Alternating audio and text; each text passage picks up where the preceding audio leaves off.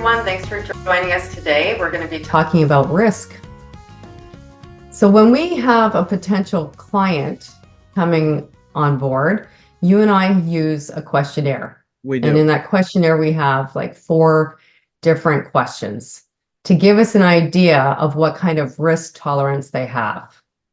Yeah. So the questionnaire has a bunch. We should just clarify. It has a bunch of questions, but narrow on one of them. We the give risk them area. 4 scenarios saying which of these portfolios would you be most comfortable owning.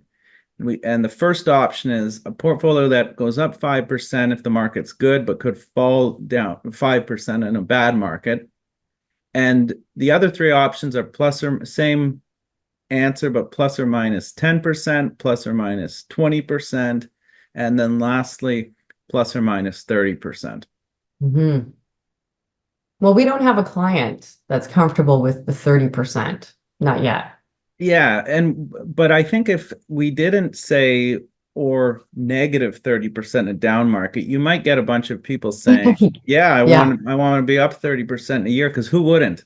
Right. But when you introduce the component of losing money, it forces people to address their risk tolerance. And I think the point of this blog, well, I don't think I wrote it, so this is the point of the blog. People underestimate their risk tolerance. And so right now, the whole market's being driven by high growth technology stocks. It's a very narrow market, meaning that there's 500 companies in the S&P 500, and let's call it 7 of them are driving most of the gains. And they're all related to artificial intelligence. Yeah. Well, we've touched on that previously, the Magnificent 7. Yeah, we have.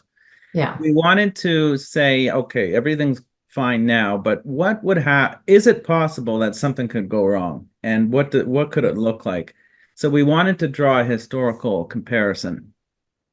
And the best example is Cisco Systems. Right. So we looked back at around May 15th, 2000. And there was an article in a magazine, Fortune magazine, done on the CEO, John Chambers. Right. And I guess they were just saying that Cisco's where it's at, everyone must own Cisco. And you're being modest. You're being modest. They were gushing about how great they called them brilliant. And I think in the first paragraph it said, no matter how you cut it, you have to own Cisco. Right.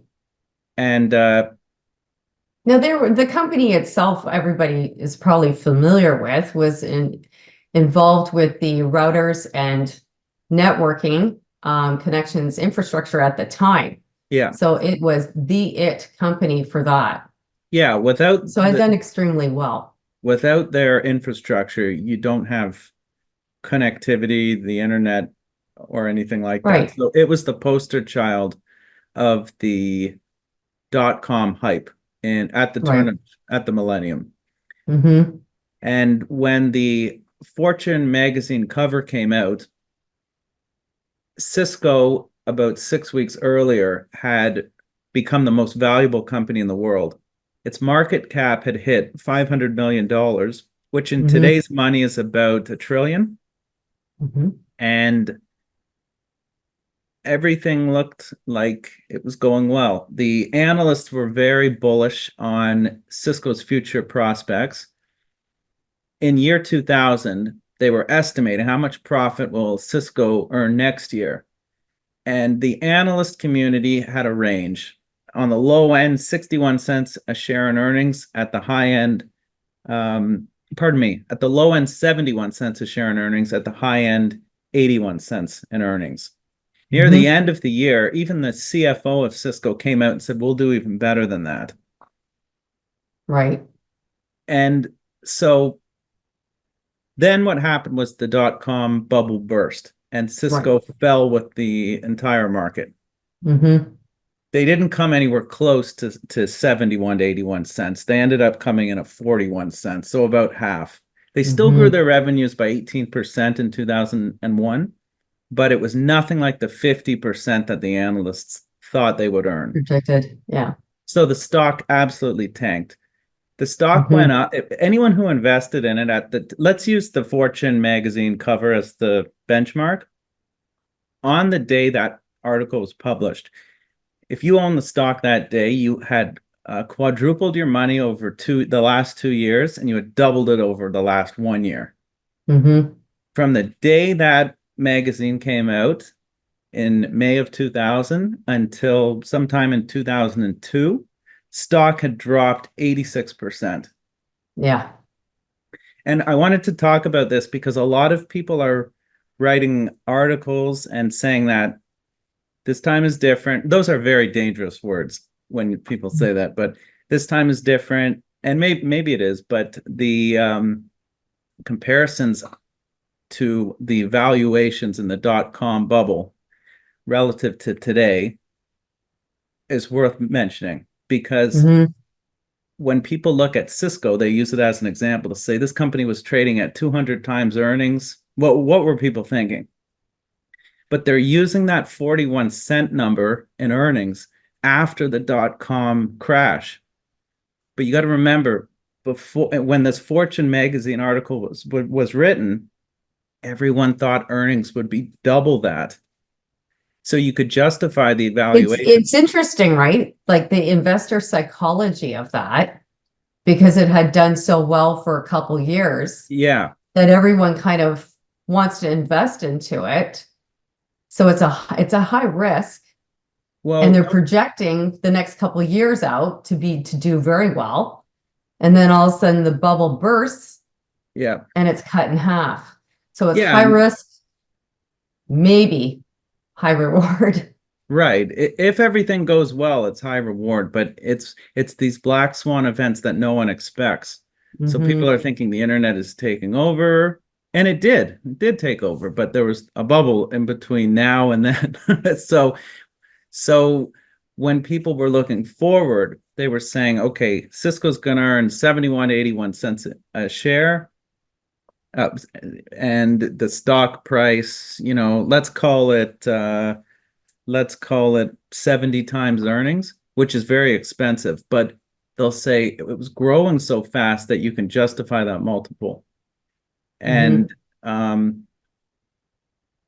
when you look at the PEG ratio, which is simply a price to earnings multiple divided by the growth rate, if you use numbers analysts were forecasting in 2000 before the dot-com bubble burst, this was trading at about a 1.8 times PEG ratio.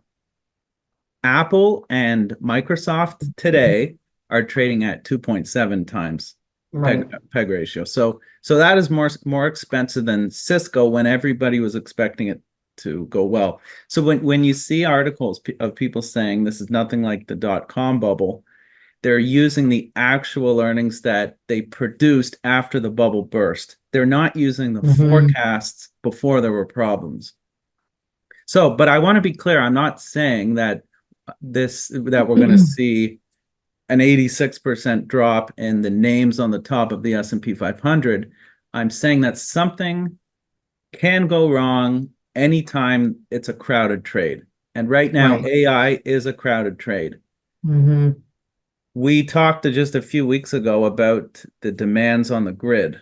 There's not enough power there's not enough capacity to power the demands that AI will accompany.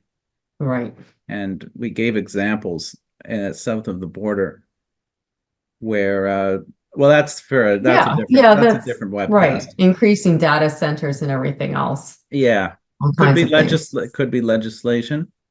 Hmm. Um, so I think the point we're trying to make is everyone wants return, but you have to be cognizant of risk.